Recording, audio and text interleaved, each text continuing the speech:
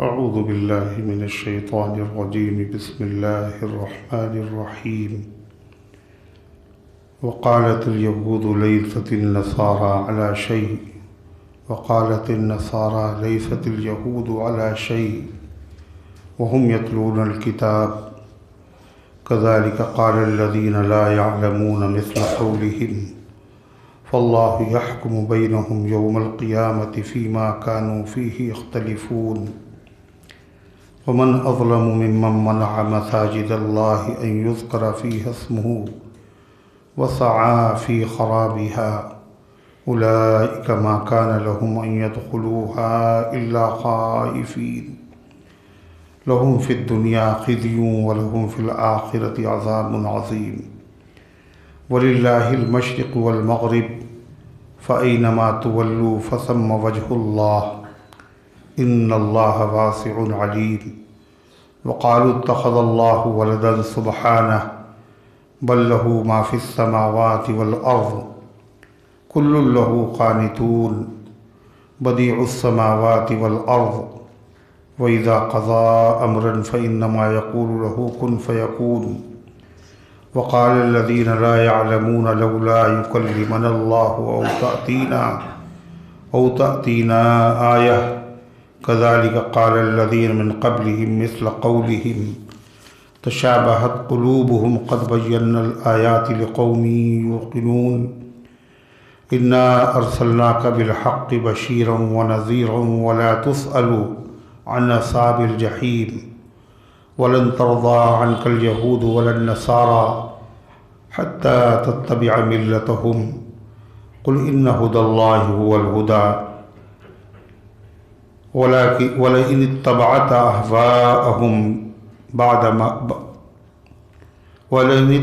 أهواءهم بعد الذي جاءك من العلم ما لك من الله من ولي ولا نصير الذين آتيناهم الكتاب يتلونه حق تلاوته أولئك يؤمنون به ومن يكفر به فأولئك هم الخاسرون صدق اللہ العظیم. محترم حضرات، سامعین کرام، حاضرین مسجد، عزیزوں اور بزرگوں، یہ قرآن مقدس کے پہلے پارے کی سورہ بقرہ کی پاکیزہ، نورانی، مبارک، باعظمت، مطہر آیتیں ہیں. دعا کیجئے رب العزت والجلال ان مقدس آیات کی روشنی میں صحیح اور سچی بات عرض کرنے کی توفیق نصیب فرمائے اور ہم سب کو عمل کرنے کی توفیق عطا فرمائے. اس سے پہلے کی آیات میں تذکرہ تھا کہ یہودیوں نے کہا کہ جنت میں وہی جائے گا جو یہودی ہے، اور عیسائیوں نے کہا جنت میں وہی جائے گا جو عیسائی ہے. اللہ تعالیٰ نے فرمایا یہ ان کی صرف تمنائیں ہیں، حقیقت کچھ نہیں.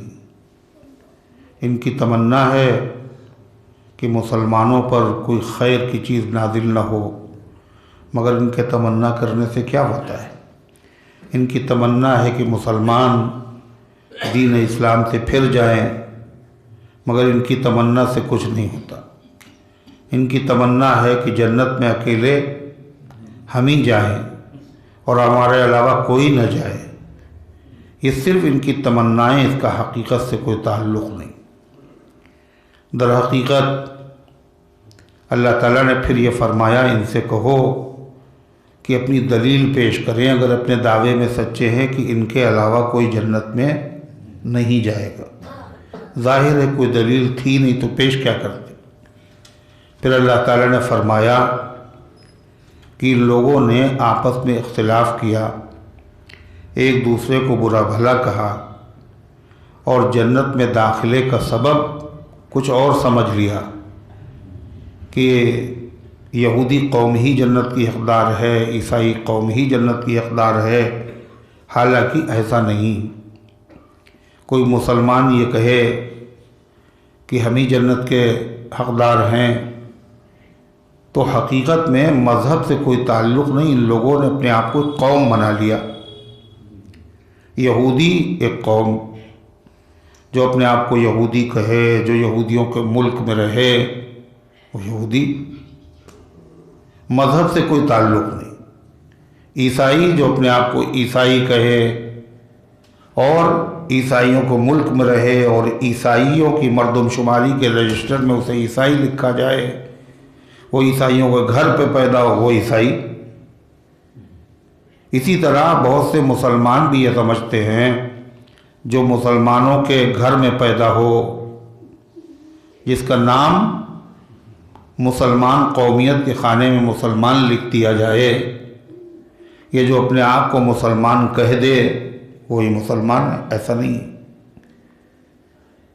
جنت میں جانے کا حقیقی حقدار کون ہے اور سچا مذہب پر عمل کرنے والا کون ہے؟ اللہ تعالیٰ نے فرمایا کہ جو اللہ تعالیٰ کے آگے اپنے رخ کو جھکا دے، یعنی اللہ کے ہر حکم کے آگے جھک جائے، ہر حکم کو مان لے، یقین بھی رکھے اور مان بھی لے۔ موسیٰ علیہ السلام کی زبان سے حکم آئے تو مانے، موسیٰ علیہ السلام کا زمانہ گزر گیا، اب نیا حکم عیسیٰ علیہ السلام کے زمانے میں آیا، جو اسے مانے۔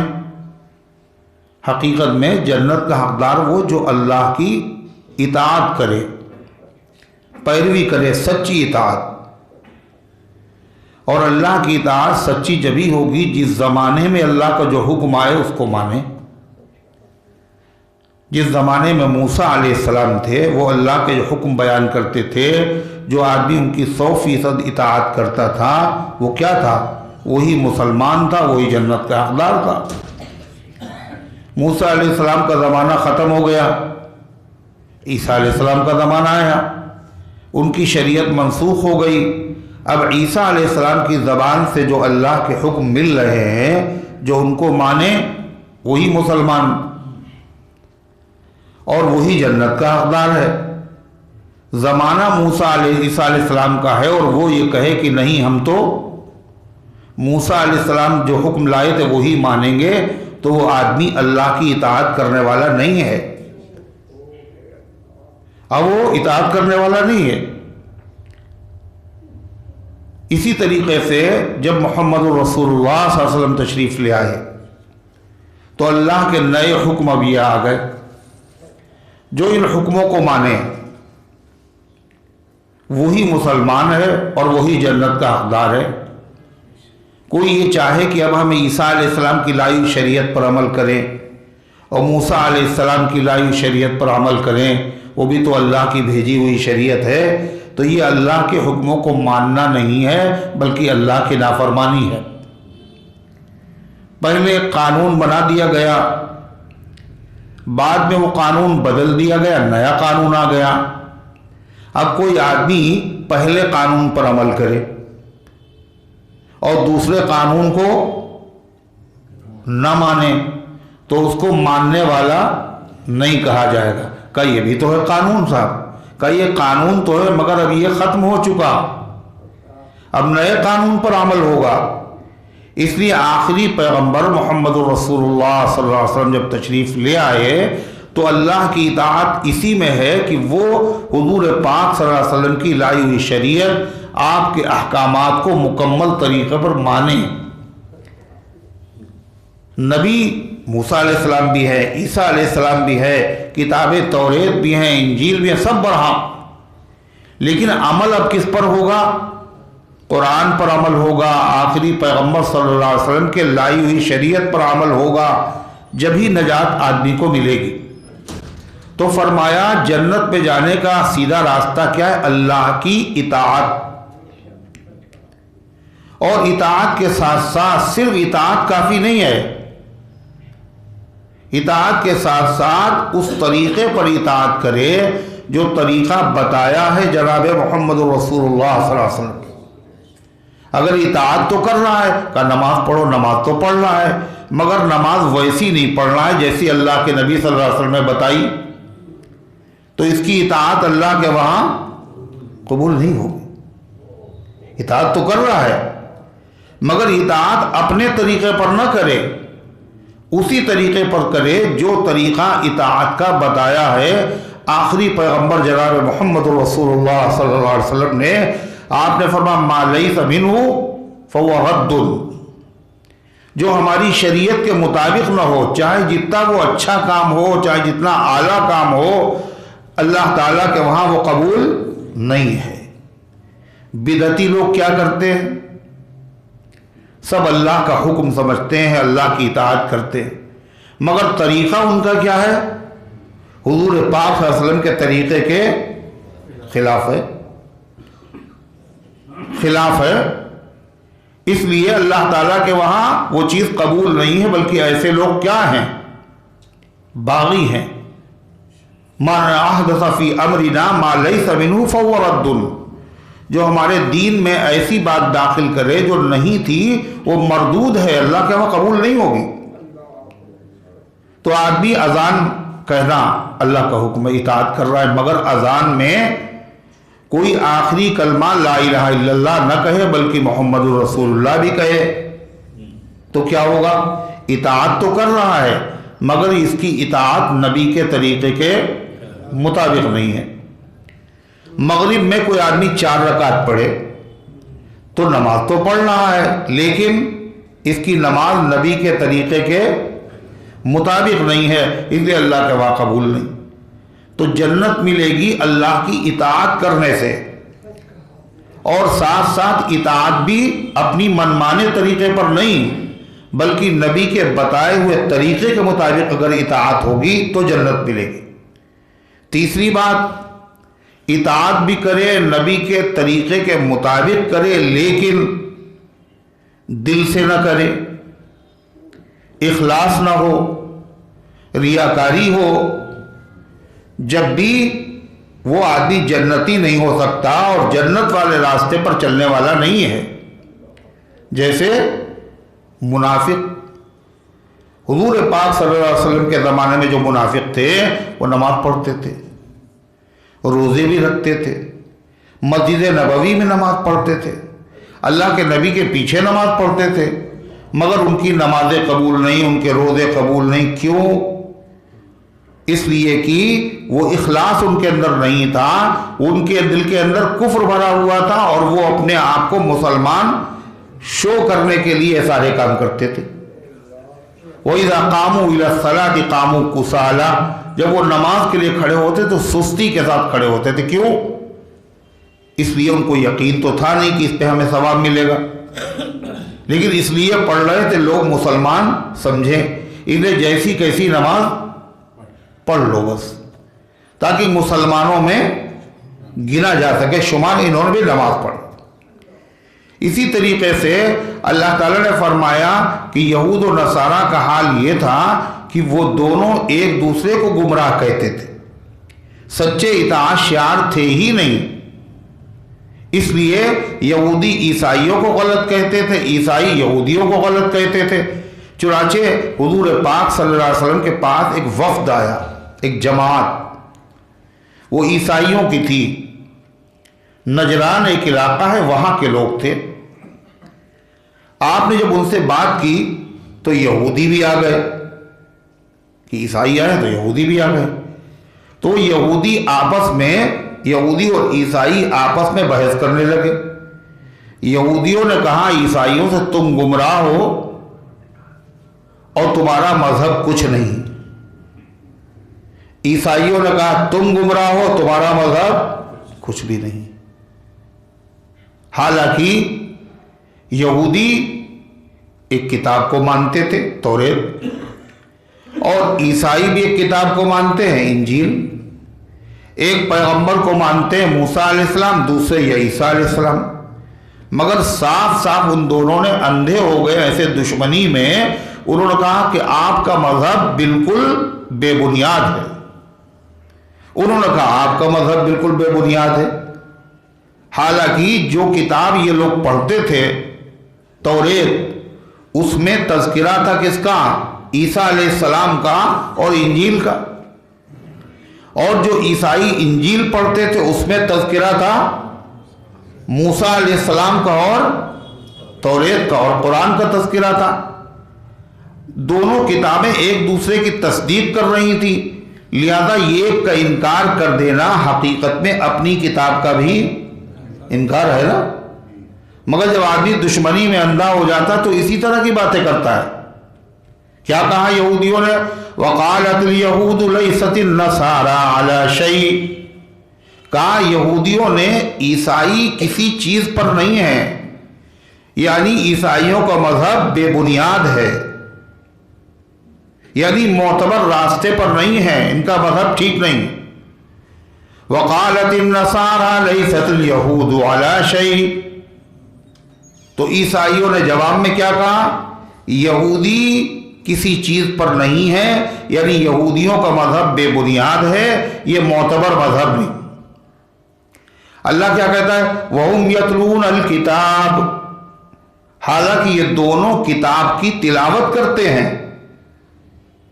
کون سی کتاب؟ یہودی توریت پڑھتے ہیں اور عیسائی انجیل پڑھتے ہیں، اور انجیل میں موسیٰ علیہ السلام کا ذکر ہے اور توریت کا ذکر ہے، اور توریت میں عیسیٰ علیہ السلام کا ذکر ہے، اور اسی طرح انجیل کا ذکر ہے۔ پھر بھی کہہ رہے ہیں تم ٹھیک نہیں ہو، تم غلط ہو، وہ کہتے ہیں تم غلط ہو۔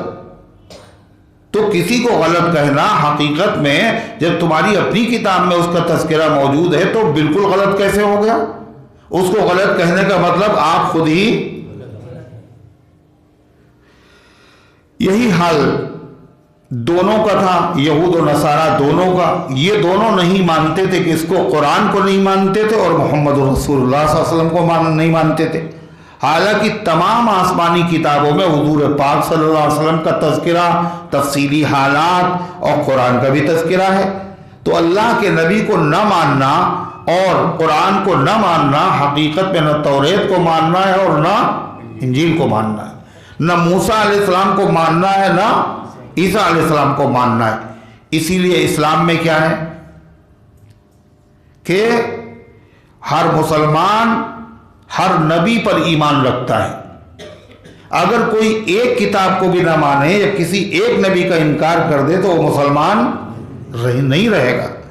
اللہ تعالیٰ نے فرمایا جب یہودیوں نے عیسائیوں کو گمراہ کہا اور جب عیسائیوں نے یہودیوں کو گمراہ کہا بے سوچے سمجھے، تو پھر کیا ہوا؟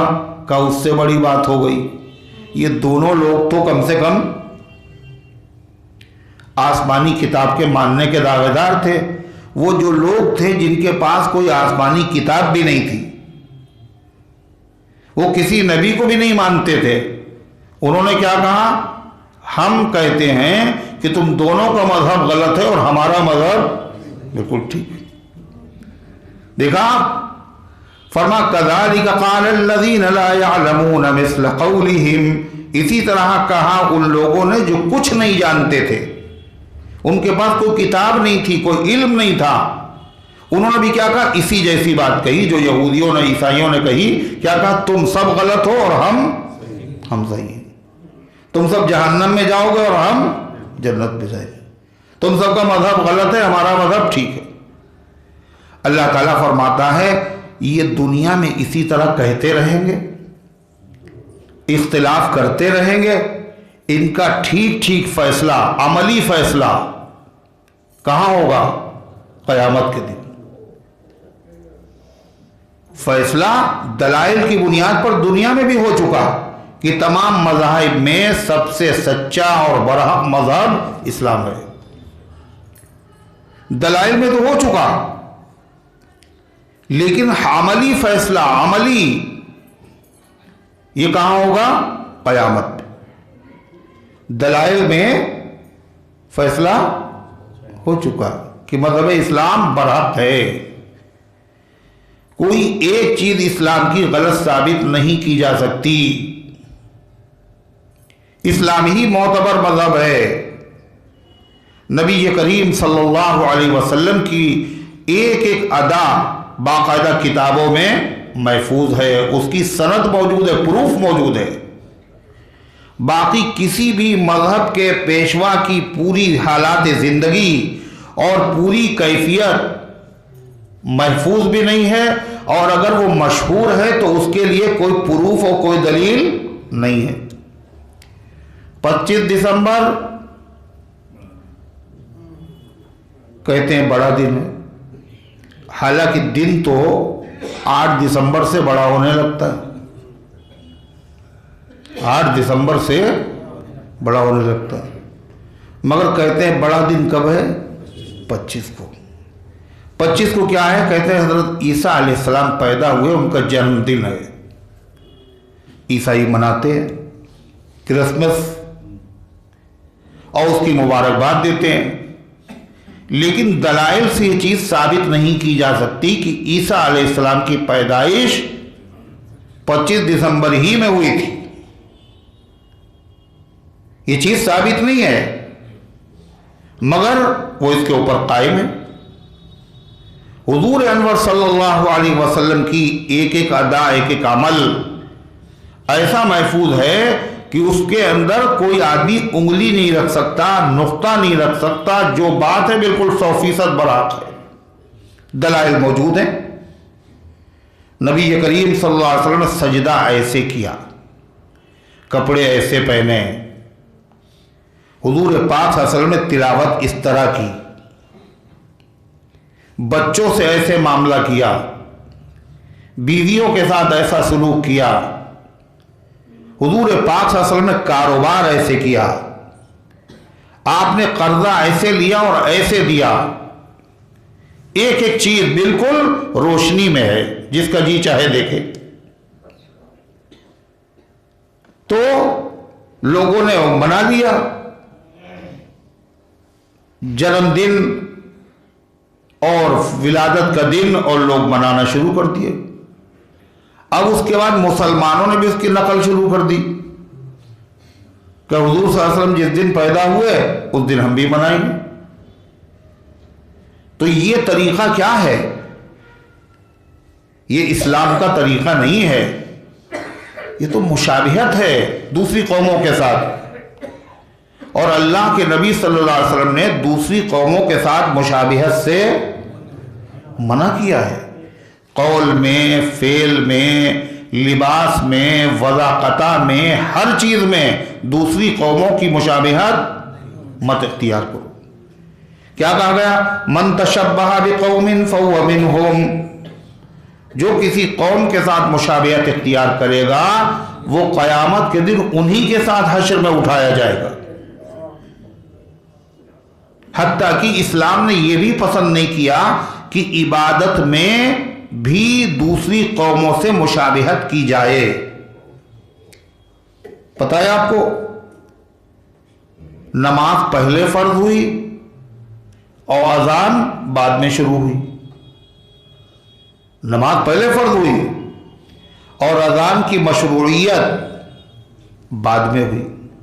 نماز مکے میں فرض ہو گئی اس لیے کہ شب معراج میں نماز فرض ہوئی، معراج کا واقعہ مکے میں پیش آیا، لیکن اذان کا سلسلہ جو شروع ہوا ہے وہ مکے میں نہیں مدینے میں ہوا۔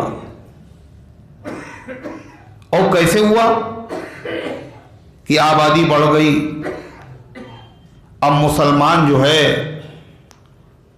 جماعت بھی نہ چھوٹنے پائے، اور پتہ بھی نہیں ہے، دور سے آ رہے ہیں، پتہ چلا 1-2 رکعتیں ہو گئی، لہذا پوری رکعت مل جائے، اور اگر پہلے آتے ہیں تو دوسرے کاموں میں نقصان ہوتا ہے، اگر وقت پر آتے ہیں تو نماز چھوٹ جاتی ہے۔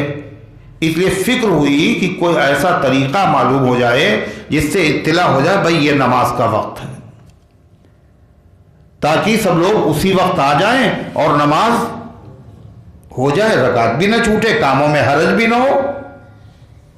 تو حضور پاک صلی اللہ علیہ وسلم نے صحابہ کرام سے مشورہ کیا بھائی کیا ہونا چاہیے اس کے لیے، اس لیے کہ اللہ کا حکم کوئی نہیں آیا، مشورہ کیا۔ تو بعض صحابہ نے مشورہ کیا کہ اس وقت جو ہے وہ شنکھ بجا دیا جائے، جیسے دوسری قومیں اپنی عبادت کے موقع پر شنکھ بجاتی ہیں ایسے بجا دیا جائے۔ آپ نے فرمایا نہیں، یہ تو یہودیوں کا طریقہ ہے۔ کسی نے کہا ناقوس بجا دیا جائے، یہ عیسائیوں کا طریقہ ہے۔ کسی نے کہا آگ جلا دی جائے، لوگوں کو پتہ چل جائے گا۔ کیا کر دیا جائے؟ ہاں کیا کر دیا جائے؟ لوگوں کو پتہ چل کاہے سے؟ مطلب کیا کر دیا جائے؟ آگ جلا دی جائے۔ جب نماز کا ٹائم ہو تو آگ جلا دی جائے، سمجھ جائیں گے کہ صاحب نماز کا ٹائم ہو گیا۔ آپ نے فرمایا یہ تو مجوسیوں کا طریقہ ہے جو آگ کے پجاری ہیں۔ تو حضرت فاروق اعظم رضی اللہ تعالیٰ عنہ نے مشورہ دیا کہ ایک آدمی جب نماز کا وقت ہو تو مدینے کی گلیوں میں گشت لگائے، چکر لگائے اور اعلان کرے الصلاۃ جامعہ، الصلاۃ جامعہ، نماز کا وقت ہو گیا۔ آپ نے فرمایا یہ ٹھیک ہے۔ تو نماز کی اطلاع دینا ہے، اس میں بھی یہودیوں کا طریقہ پسند نہیں، عیسائیوں سے مشابہت نہ ہو جائے، مجوسیوں سے مشابہت نہ ہو جائے۔ غرضے کی اسی پہ بات ختم ہو گئی۔ حضرت عمر کی رائے یہ تھی کہ اعلان کر دیا جائے، نئی انہوں نے رائے پیش کی، اس پہ عمل کیا گیا۔ پھر اس کے بعد ایک صحابی ہیں، ان کا نام ہے عبداللہ ابن زید ابن عبد ربی، عبداللہ ابن زید ابن عبد ربی۔ یہ بھی اپنے اب وہی ماحول تھا کہ اذان کے سلسلے میں نماز میں کیسے بلایا جائے، یہ رات میں مشورہ ہوا، جو مشورہ ہوا وہی آدمی کے ذہن کے اوپر سوار ہوتا ہے، اور خواب میں بھی عام طور پر ایسی چیزیں دکھتی ہیں۔ تو ان کو خواب میں ایک آدمی دکھا اور وہ ناقوس بیچ رہا تھا، ناقوس اس کے ہاتھ میں تھا، ایک باجا۔ تو انہوں نے کہا کہ یہ بیچیں گے آپ؟ تو اس نے کہا کیا کریں گے؟ کہا ہم نماز کے لیے لوگوں کو بلائیں گے۔ تو اس نے کہا کہ ہم اس کو اس سے اچھا طریقہ بتائیں آپ کو۔ کہا بتائیے۔ کہ جب نماز کا وقت ہو تو اس طرح کوئی آدمی کہہ دیا کرے اللہ اکبر اللہ اکبر اللہ اکبر اللہ اکبر، پوری اذان کے کلمات اس نے خواب ہی کی حالت میں بتائے۔ سبز قسم کے کپڑے پہنے ہوئے وہ آدمی خواب میں ان کو نظر آیا۔ تو انہوں نے یہ خواب آ کر نبی کریم صلی اللہ علیہ وسلم کو بتایا۔ آپ نے فرمایا یہ خواب سچا ہے، اور آپ نے فرمایا حضرت عبداللہ ابن زید ابن عبد ربی سے کہ ایسا کرو یہ کلمات تم بلال کو بتاؤ، بلال کو بتاتے جاؤ، اور بلال یہ کلمات دہراتے جائیں گے۔ کیوں بلال کیوں کہیں گے؟ عبداللہ ابن زید ابن عبد ربی کیوں نہیں اذان کے کلمات کہیں گے؟ کہا اس لیے لِأَنَّهُ أَنْدَى صَوْتًا، اس لیے کہ بلال کی آواز زیادہ بلند ہے۔ اذان کا مقصد کیا؟ اذان کے معنی اعلان ہے، اور اعلان کیسے ہونا چاہیے تاکہ سب کو پتہ نہ لگے، ہے نا؟ آہستہ آواز سے دھیرے سے اعلان کر دیا جائے تو پتہ چل فائدہ ہو۔ اعلان کا مقصد ہے سب کو معلوم ہو جائے، اس کے لیے آواز بلند ہونا چاہیے، بلند آواز سے۔ یا تو پھر ایسے کوئی ذرائع ہو جائیں، جیسے یہ ترقی کا زمانہ ہے کہ اگر آدمی آہستہ آواز سے بھی اگر بولتا ہے تو صاحب مائک کے ذریعے سے آواز سب کہیں پہنچ رہی۔ بعض لوگ مائک کے اوپر بھی بھروسہ نہیں کرتے ہیں، وہ سمجھتے اس سے ہماری آواز پہنچے گی نہیں، پھر بھی وہ تیز ہی سے بولتے ہیں۔ یہ عام حالت میں بول رہے ہیں، مائک کے سامنے بھی بول رہے ہیں بہت تیز، اس کی ضرورت نہیں ہے۔ تو آپ نے حضرت بلال کے بارے میں فرمایا کہ بلال کو سکھاتے جاؤ، اور بلال یہ کلمات کہیں گے، ان کی آواز بلند ہے۔ پھر آپ نے فرمایا اور بلال یہ اپنے ہاتھوں کی انگلیاں جو ہیں یہ کانوں میں داخل کر لو جب اذان کو ہو۔ کیوں؟ فرمایا لِأَنَّهُ أَنْدَى صَوْتًا، اس لیے کہ اس سے بھی آواز بلند ہو جاتی ہے، اس سے بھی آواز بلند ہو جاتی ہے۔ آپ نے قرہ کو دیکھا جب وہ تلاوت کرتے ہیں قرآن کے تو ہاتھ رکھ لیتے ہیں یوں کان کے اوپر۔ اپنی آواز جب کم کان میں سنائی دے گی تو کیا ہوگا؟ آدمی تھوڑا سا اور تیز بولے گا۔ غرضی کی جب وہ اذان ہونے لگی تو حضرت فاروق اعظم بڑی تیزی کے ساتھ آئے، اور چادر بھی ٹھیک سے نہیں اوڑھی، اور کہنے لگے اے اللہ کے رسول صلی اللہ علیہ وسلم یہ خواب میں نے بھی دیکھا تھا مگر یہ پہلے آ گئے عبداللہ ابن زید ابن عبد ربی.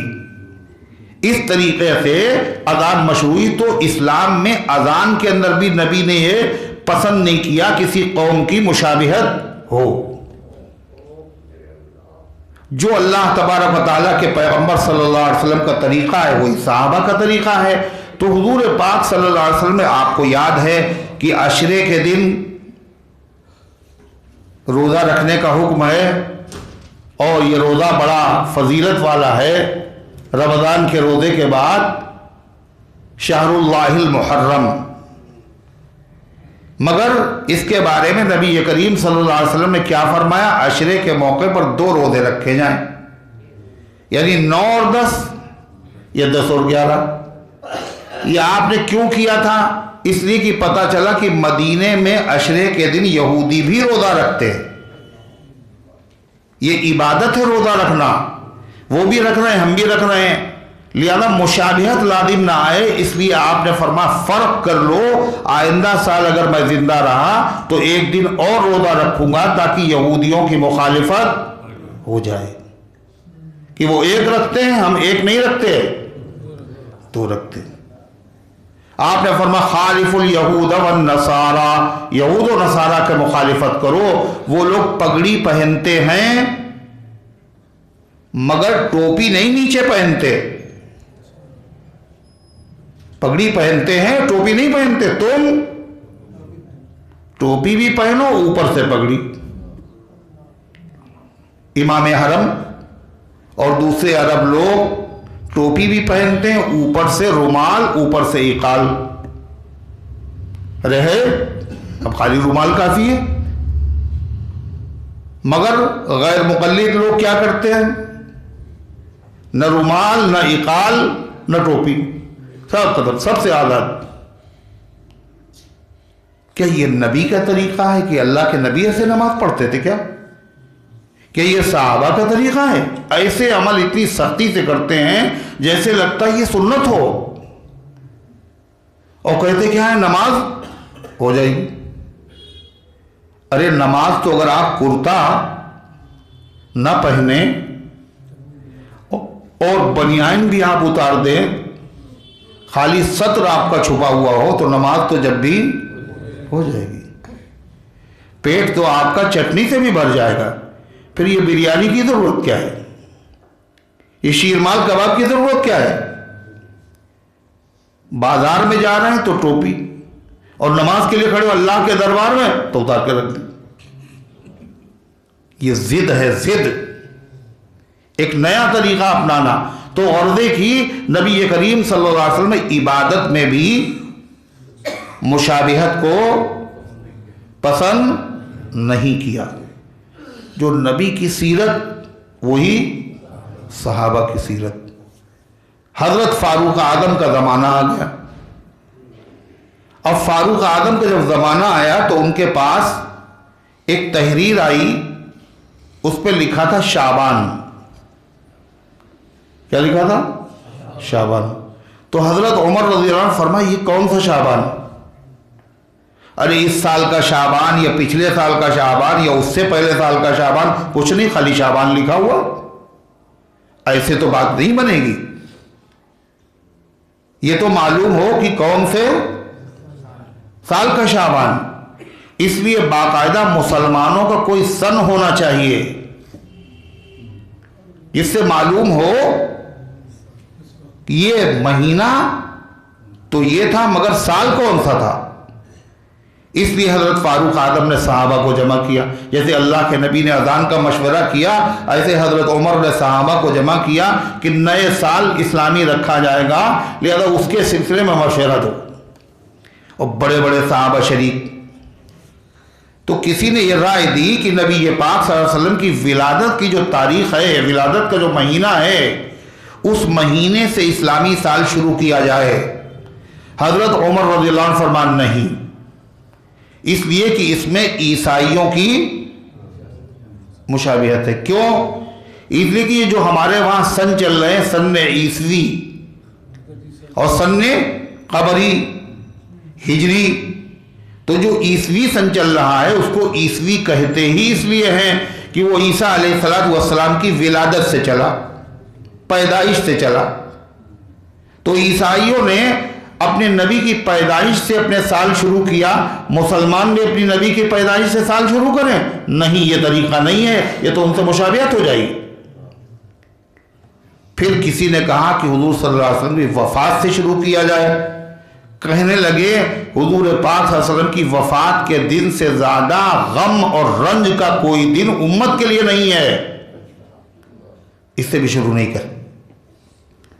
پھر یہ رائے ہوئی ہجرت سے شروع کیا جائے، یہ حضرت علی کی رائے تھی، فرمائے کہ ہاں یہ مناسب ہے، اس لیے کہ ہجرت سے اسلام کو بلندی ملی ہے، یہیں سے اسلام کی ترقی شروع ہوئی ہے، قربانیوں کی تاریخ سامنے آئے گی امت کے۔ دین کی خاطر صحابہ نے اپنا گھر چھوڑ دیا تھا، وطن چھوڑ دیا تھا، تو سن ہجری ہجرت سے شروع کیا جائے۔ جب ہجرت سے شروع کیا جائے یہ تو طے ہو گیا سال، لیکن یہ بتائیے مہینہ کون سا شروع کیا جائے، کس مہینے سے شروع کیا جائے، پہلا مہینہ کون سا رکھا جائے؟ تو ہجرت تو نبی کریم صلی اللہ علیہ وسلم کی کب ہوئی ہے، کس مہینے میں؟ یہ دیکھیے سب سناٹے میں بیٹھے ہوں، ربیع الاول میں، مگر اسلامی سال شروع ہو رہا ہے محرم سے۔ ایسا کیوں؟ ایسا کیوں ہے؟ حضرت عثمان غنی رضی اللہ تعالیٰ نے، وہ پہلے چوتھے داماد تھے، یہ دوسرے داماد، حضرت عثمان غنی رضی اللہ عنہ فرمایا کہ میری رائے محرم سے شروع کیا جائے۔ کیوں؟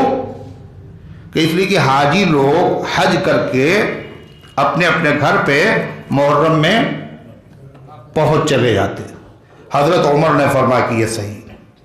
اور دوسری بات یہ ہے کہ ہجرت تو نبی کریم صلی اللہ علیہ وسلم نے کی ہے ربیع الاول میں، لیکن ہجرت کا ارادہ آپ کر چکے تھے، بولو، محرم میں۔ ربیع الاول میں تو ہجرت کی ہے آپ نے، مگر ارادہ آپ کا محرم سے تھا۔ تو عرض کرنے کا منشا یہ ہے کہ نبی کریم صلی اللہ علیہ وسلم نے مشابہت سے غیروں کی منع کیا ہے اپنی امت کو۔ عبادت میں بھی مشابہت کو گوارا نہیں کیا، نماز میں بھی گوارا نہیں کیا، روزے میں بھی گوارا نہیں کیا، اذان میں بھی گوارا نہیں کیا، مگر آج امت کیا کر رہی ہے؟ کلمہ نبی کا پڑھ رہی ہے، مگر طور طریقہ اس نے دیگر قوموں کا اختیار کر لیا، یہودیوں کا اور عیسائیوں کا اختیار کر لیا۔ لباس دوسری قوموں جیسا، سوچ اور فکر دوسری قوموں جیسی، حتیٰ کہ کھانے پینے کا انداز اور اسٹائل دعوتوں کا، یہ بھی نبی کا طریقہ نہیں پسند آیا، دوسری قوموں کا طریقہ۔ یہ بفے سسٹم کیا ہے؟ یہ نبی کا طریقہ ہے، یہ صحابہ کا طریقہ ہے۔ کس کا طریقہ ہے؟ یہ انہی یہود و نصارہ کا طریقہ ہے۔ اور یہ طریقہ کتنا برا ہے؟ قرآن کہتا ہے یأکلون کما تأکل الانعام، وہ ایسے کھاتے ہیں جیسے کہ جانور کھاتے ہیں۔ اس لیے جانور کیسے کھاتے ہیں؟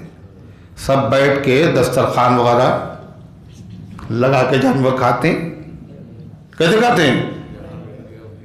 اب کھڑے کھڑے کھا رہے، مگر چونکہ یہ یہود و نصارہ کا طریقہ ہے، ان کا طوطی بول رہا ہے، لہذا ہم بھی اسی طریقے پہ چلیں گے۔ لباس انہی کے جیسا، وضاقتہ طور طریقے انہی کے جیسے۔ اب ایک نئی چیز اور شروع کی گئی کہ صاحب وہ یہ ہے کہ جب بچہ 1 سال کا ہو جائے تو پھر سالگرہ اس کی منائی جائے، ہے برتھ ڈے، اور باقاعدہ کیک کاٹا جائے اور اس موقع پہ دعوت کی جائے۔ ارے ہے نہیں ہے؟ یہ کس کا طریقہ ہے؟ حضور صلی اللہ علیہ وسلم کا طریقہ، یہ صحابہ کا طریقہ، یہ اولیاء اللہ کا طریقہ، یہ بزرگوں کا طریقہ. کس کا طریقہ؟ یہ یہود و نصارہ کا طریقہ. کہلے حرج کیا ہے صاحب؟ اگر کھانا کھا لیا تو حرج کیا ہے؟ ارے بچے کو اس طرح جو ہے کرنے سے بچے کو اپنی ڈیٹ آف برتھ یاد رہتی ہے، ورنہ پہلے لوگوں کو یاد نہیں رہتی. اس کا یہ فائدہ ہوتا ہے، چند لوگ آ کے بیٹھ جاتے ہیں اور گفٹ وغیرہ دیتے ہیں، تو اس کا یہی طریقہ رہا آپ کا، یا پوری نقالی کرے. ارے اسی تاریخ میں جب بچے کے لیے وہی تاریخ وہی سال آئے تو آپ اس میں کیا کریں؟ اس کو کوئی انعام دے دیں، کوئی کھلونا دے دیں، کوئی گفٹ دے دیں. آپ تو یاد نہیں رہے گی اس کو، وہ تاریخ بھول جائے گا. یہ غبارے لگانا، یہ جھنڈیاں لگانا، پھر باقاعدہ کیک ہونا چاہیے بڑا سا، اور پھر اس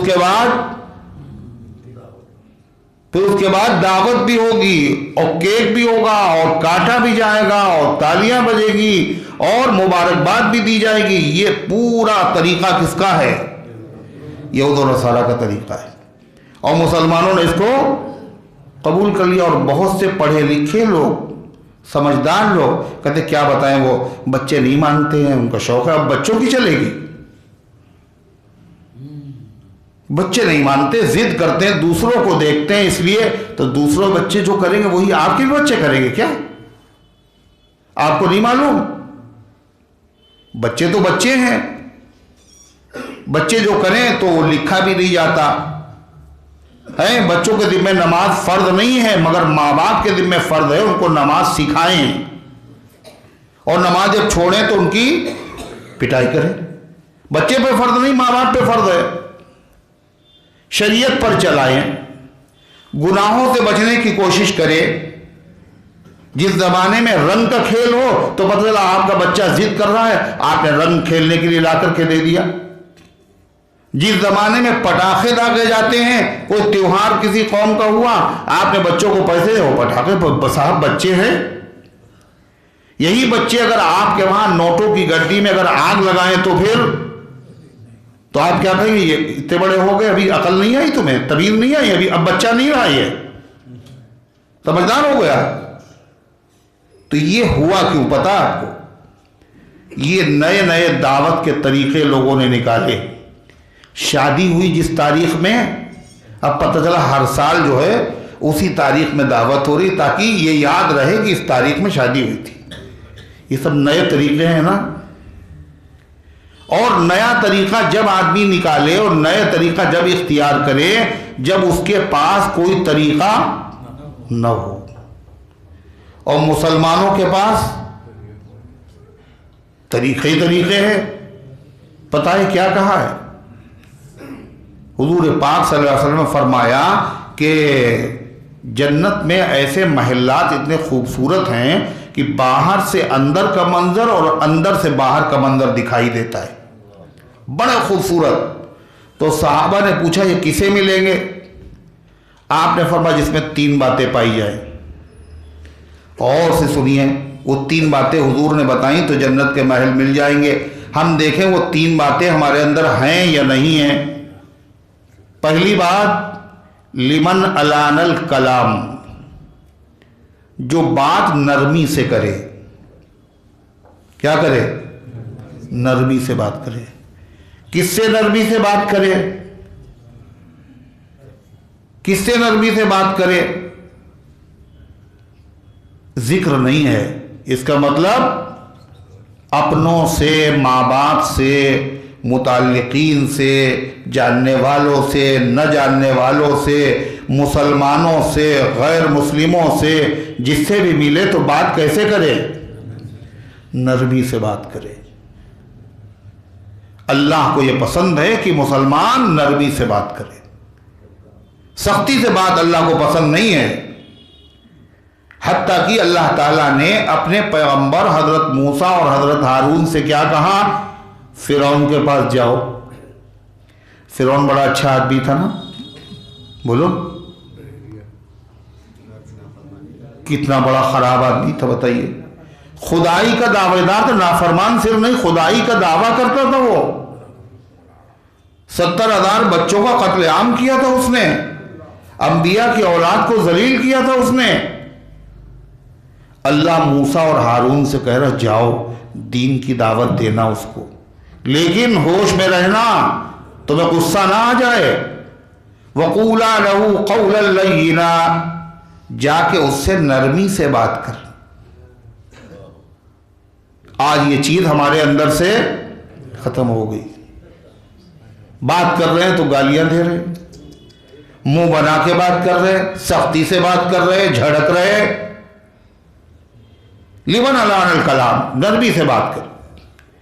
دوسری چیز، یہ چیز ہمارے اندر پائی جاتی نا ہم لوگوں میں، ہم لوگ سب نرمی سے بات کرتے ہیں نا، جس سے بات کرتے ہیں نرمی سے بات کرتے۔ دوسری چیز وَأَطْعَمَ الطَّعَامَ، اور لوگوں کو کھانا کھلائے،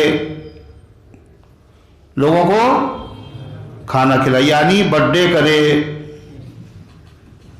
ہے کھانا کھلائے۔ یہ کھانا کھلائے کا ذکر ہے، یہ کھانا کب کھلائے؟ ہم لوگ کھانا کھلاتے ہیں نا، کب کھلاتے ہیں؟ جب شادی ہوگی جب کھلائیں گے، اور یا پھر جب غمی ہوگی تو کھلائیں، اور باقی دنوں میں کھانا نہیں کھلائیں گے۔ تہجد پڑھ لیں گے، اشراق پڑھ لیں گے، اوابین پڑھ لیں گے، صلاۃ التسبیح پڑھ لیں گے، اس میں کچھ خرچہ ورچہ نہیں ہے، کھانا نہیں کھلائے۔ کھانا کھلانا بڑا مشکل کام ہے۔ ابراہیم علیہ السلام کے وہاں وہ تو کھانا کھاتے ہی نہیں تھے جب تک کسی کو کھلاتے نہیں تھے۔ پھر کھانا کسے کھلائے؟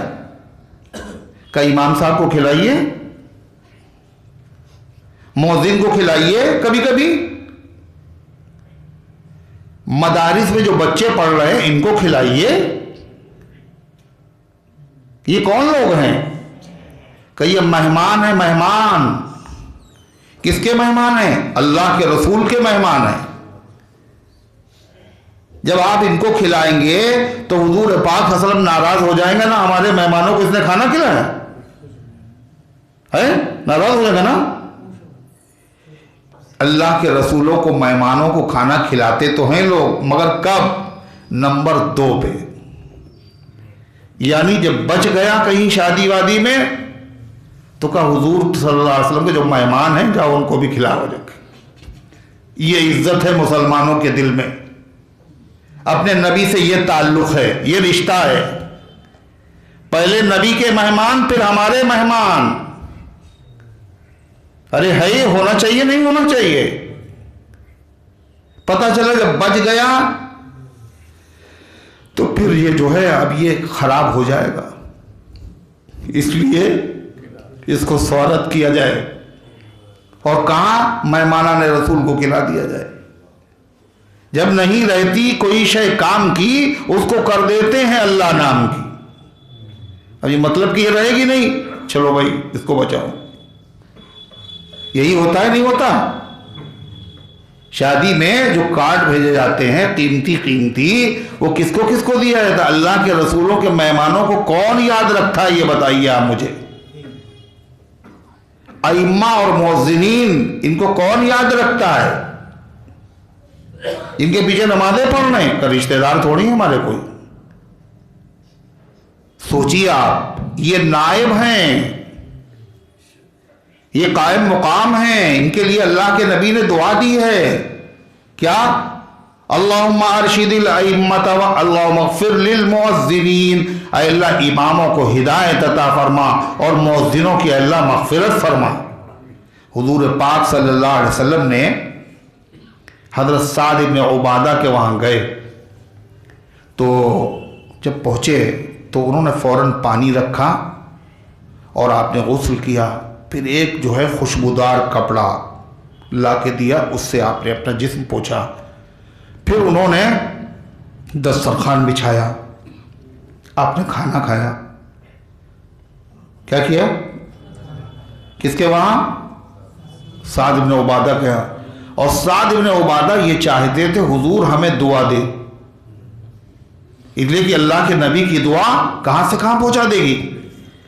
تو آپ نے جب ان کے دروازے پہ تو گئے، آپ نے جب کہا السلام علیکم ورحمۃ اللہ وبرکاتہ ادخل، آپ نے سلام کیا، اللہ تمہیں سلامت رکھے، رحمت نازل کرے، برکت نازل فرمائے، تو حضرت سعد نے چپکے سے جواب دیا تاکہ حضور سن نہ لے۔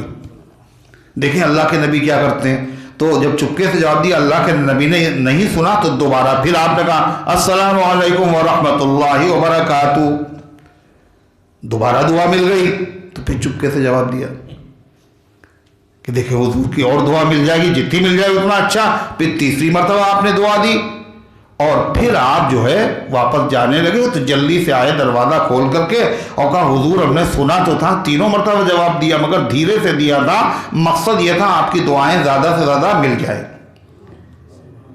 تو جب دسترخوان پہ کھانا کھا چکے اللہ کے نبی صلی اللہ علیہ وسلم، تو چونکہ وہ دعا چاہتے تھے حضرت سعد، تو اللہ کے نبی نے ان کو دعا دی، اور کیا دعا دی سنیے۔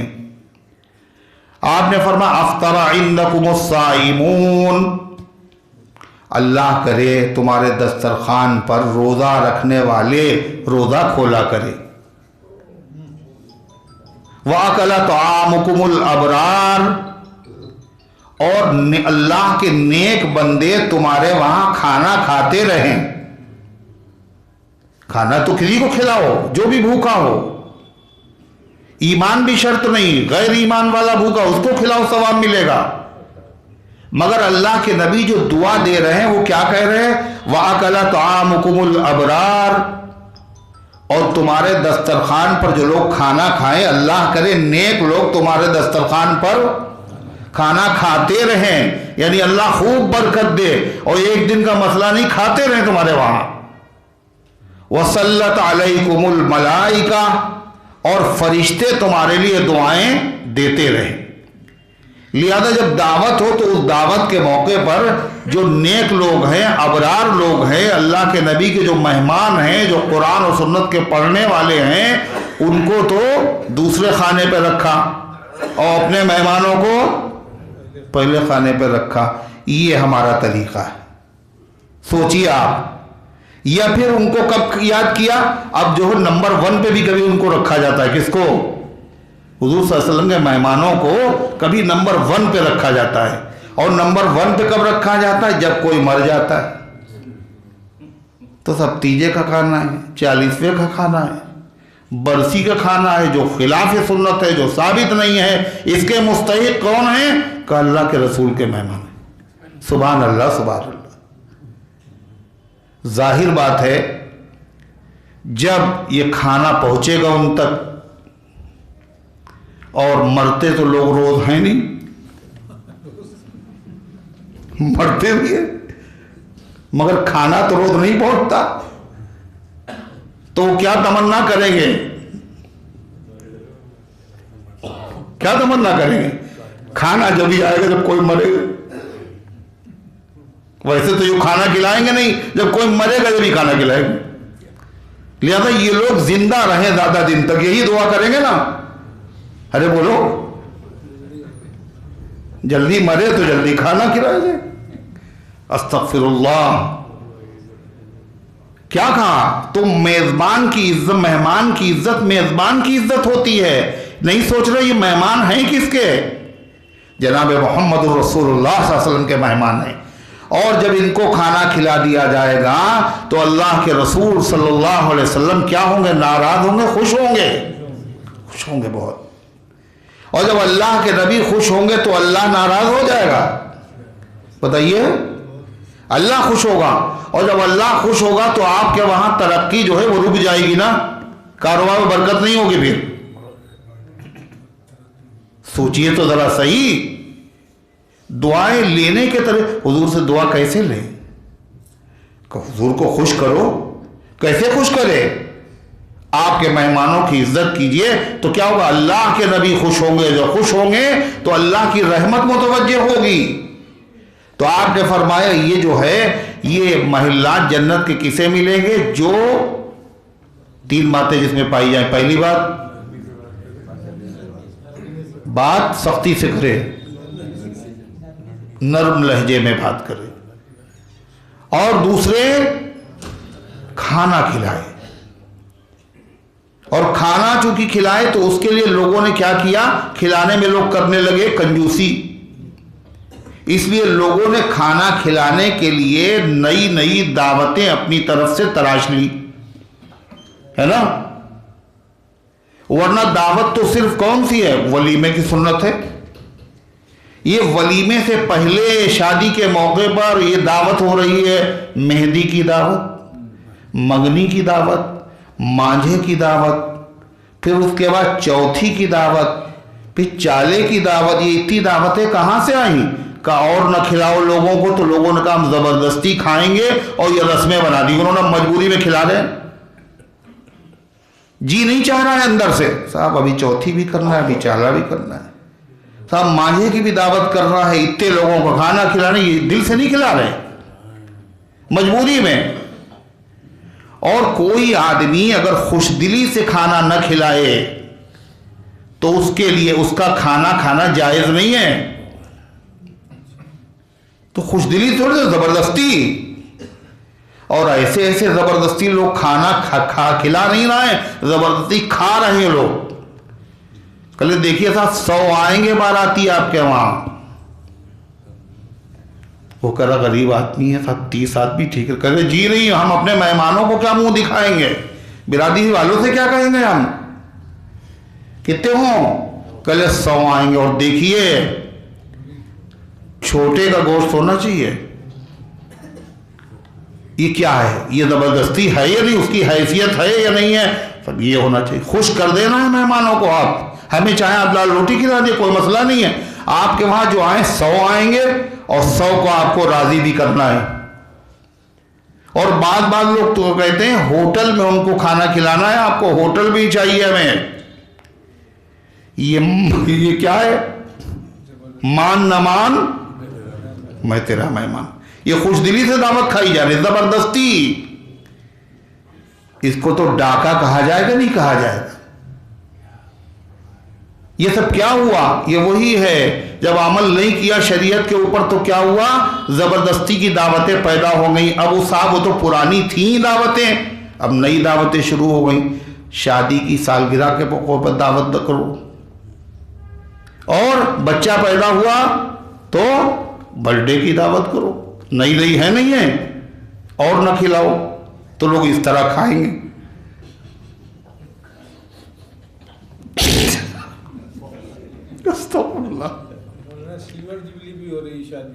جی ابھی دیکھیے کیا ہوتا ہے، ابھی تو ابتدا ہے، ابھی کیا ہے، ابھی تو ابتدا ہے، دیکھتے جاؤ ہمارے حال پر یاروں کے احساء اور بھی ہوں گے۔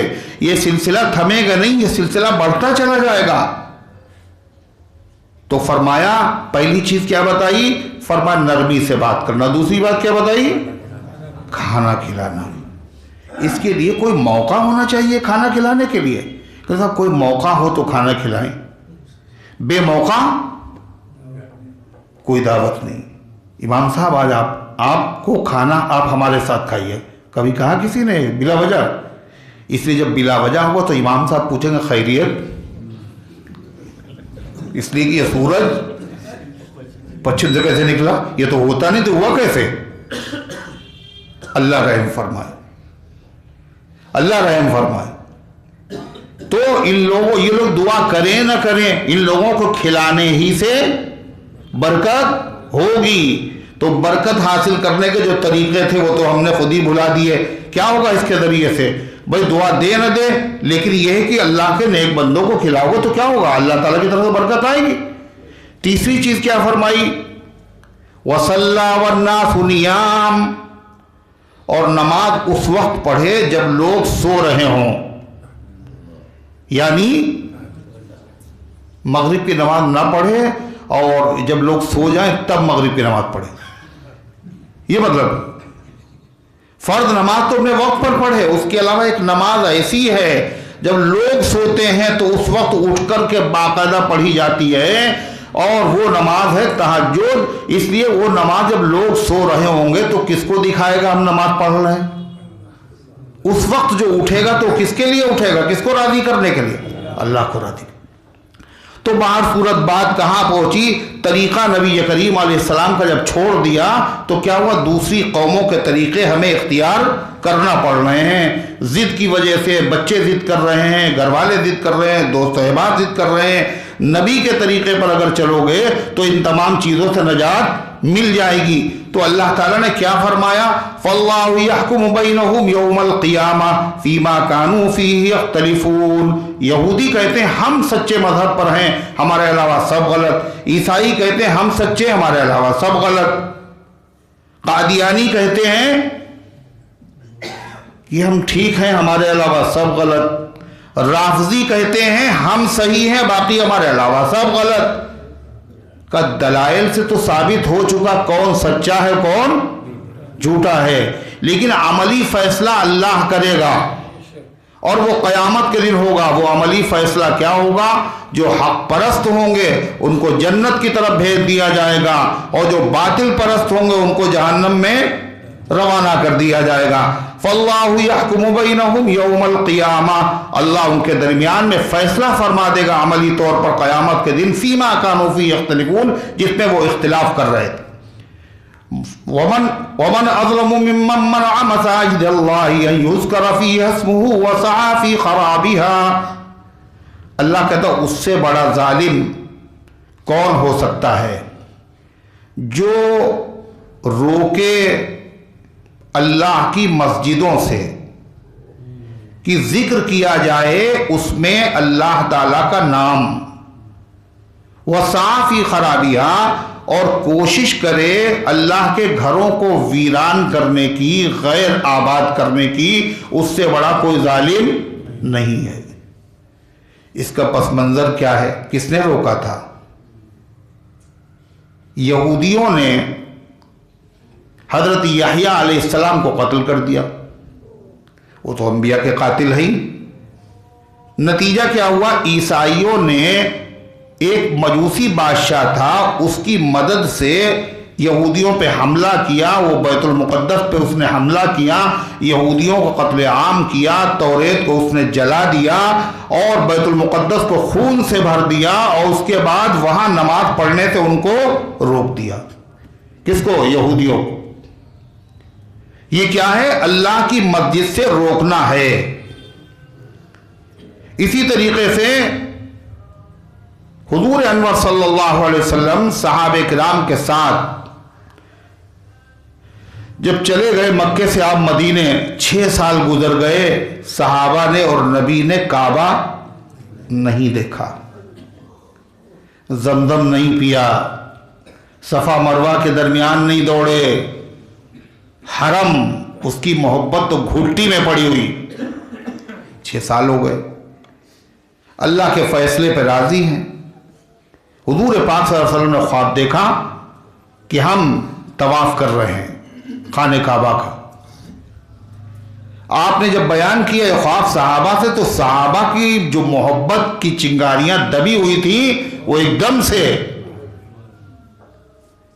سے زیادہ روشن ہو گئی. پھر دبی ہوئی محبت، اور بے اختیار نہ پوچھا صحابہ نے کچھ. نبی کا تو خواب سچا ہوتا ہے، اس کا مطلب یہ ہے اب اللہ کے گھر کا دیدار کا شرف ہمیں حاصل ہوگا، لہذا عمرہ کریں گے. سب نے احرام مان لیا خود ہی سے. اللہ کے پیغمبر نے کہا نہیں ان سے احرام مان لو، خالی خواب بیان کیا تھا.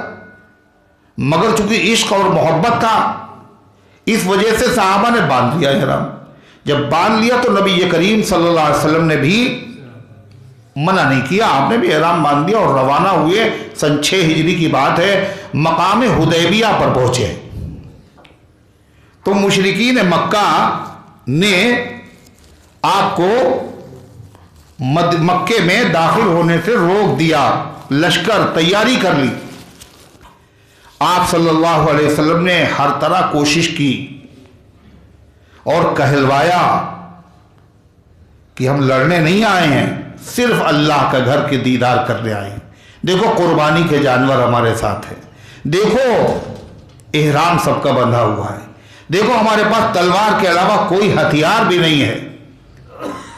کسی طرح ماننے کے لیے تیار ہی نہیں ہوئے. تو آپ صلی اللہ علیہ وسلم نے باقاعدہ اس مقصد کے لیے حضرت عثمان غنی رضی اللہ عنہ کو بھیجا. بھیجنا تو چاہتے تھے آپ حضرت عمر کو، مگر حضرت عمر رضی اللہ عنہ فرمایا میرا کوئی رشتہ دار نہیں ہے مکے میں، اور سارے لوگ مجھ سے بہت زیادہ جلتے ہیں. اے اللہ کے پیغمبر عثمان غنی کو بھیجیے، ان کے رشتہ دار بھی ہیں، ان کا احترام ہوگا. تو حضور پاک صلی اللہ علیہ وسلم نے اپنا سفیر بنا کر کے کس کو بھیجا؟ اپنے دوہرے داماد حضرت عثمان غنی رضی اللہ عنہ کو بھیجا. حضرت عثمان غنی رضی اللہ عنہ پہنچے. یہ سفیر کس کے ہیں؟ اللہ کے نبی کی. امبیسڈر کس کو بنایا جاتا ہے؟ ایک ملک سے دوسرے ملک جانے کے لیے، نمائندگی کے لیے امبیسڈر جس کو بنایا جاتا ہے کسی بیوقوف آدمی بنایا جاتا ہے. بہت قابل سمجھدار لوگ. یہ اللہ کے نبی کے سفیر ہیں.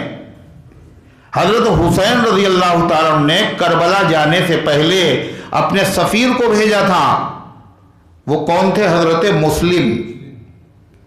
حضرت مسلم سفیر حسینی ہیں، اور حضرت عثمان محمد الرسول اللہ صلی اللہ علیہ وسلم کے سفیر ہیں. نواسے کا سفیر یاد ہے مگر نانا کا سفیر یاد نہیں ہے. حضرت عثمان اللہ اللہ گئے، بڑی عزت ان کی ہوئی. انہوں نے پیغام سنا دیا کہ دیکھیے یہ تو گوارا نہیں کہ محمد صلی اللہ علیہ وسلم آ کر کے یہاں عمرہ کریں، تم اگر چاہو تو عمرہ کر سکتے ہو. تو حضرت عثمان، ادھر صحابہ نے کیا کہا اللہ کے نبی سے، حضور ہم تو ترس رہے ہیں، اور عثمان کعبہ دیکھ رہے ہیں، طواف کر رہے ہوں گے. آپ نے کیا کہا؟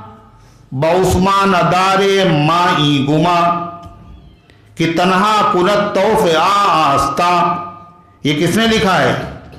شیعہ عالم، شیعہ مورخ علامہ بادل ایرانی اپنی کتاب حملہ حیدری میں لکھتے ہیں حضور پاک صلی اللہ علیہ وسلم نے صحابہ کو جواب دیا مجھے عثمان سے یہ امید نہیں ہے کہ بغیر میرے طواف کر لے.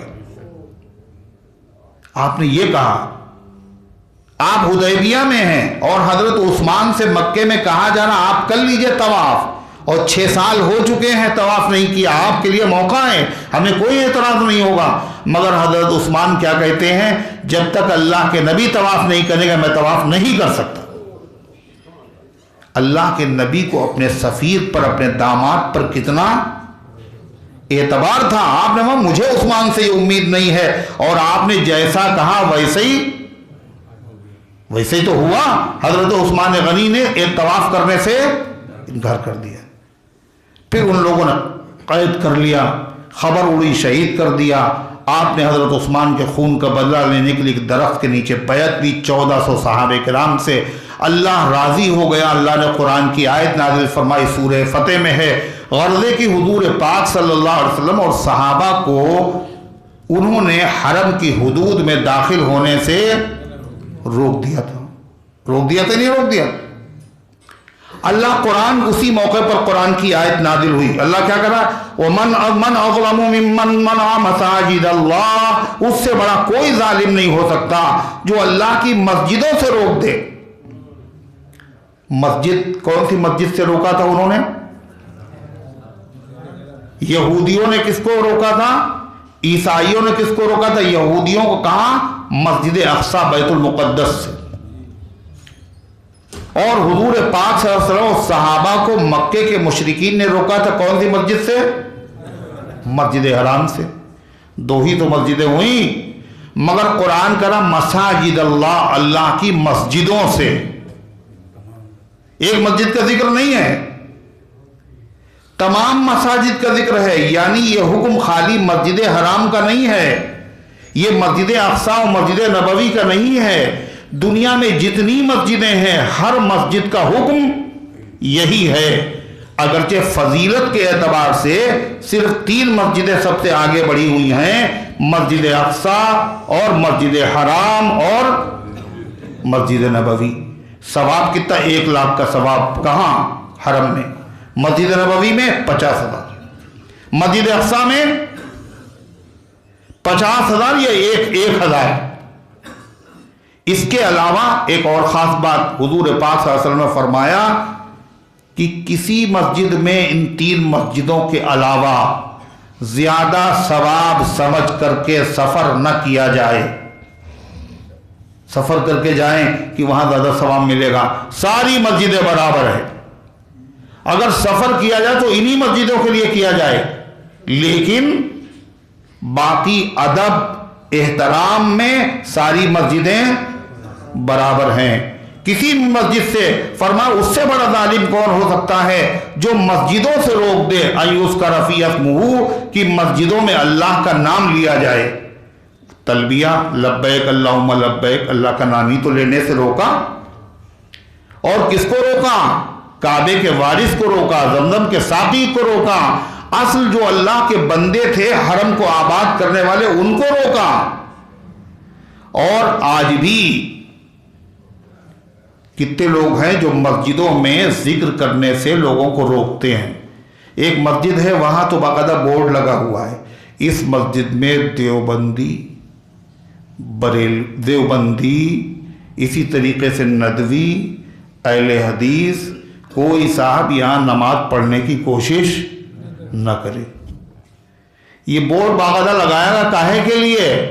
ذکر، نماز پڑھنے سے روکنے کے لیے، ذکر سے روکنے کے لیے. کتنی مسجدیں ایسی ہیں جہاں جماعت کے لوگ پہنچے تو انہوں نے بند کر دیا دروازہ، نہیں، مسجد میں نہیں ٹھہرنے دیں. اور اگر پہنچ گئے تو مسجد کو دھو رہے ہیں، ناپاک ہو گئی. آپ بتائیے کیا یہ وہاں تو روکنے والے مسجد سے کون تھے؟ مسلمان نہیں تھے، یہودی تھے، مشرک تھے. یہاں جو مسجدوں میں ذکر کرنے سے لوگ روک رہے ہیں یہ کون ہیں؟ یہ مسلمان ہیں، مسلمانوں کو روک رہے ہیں.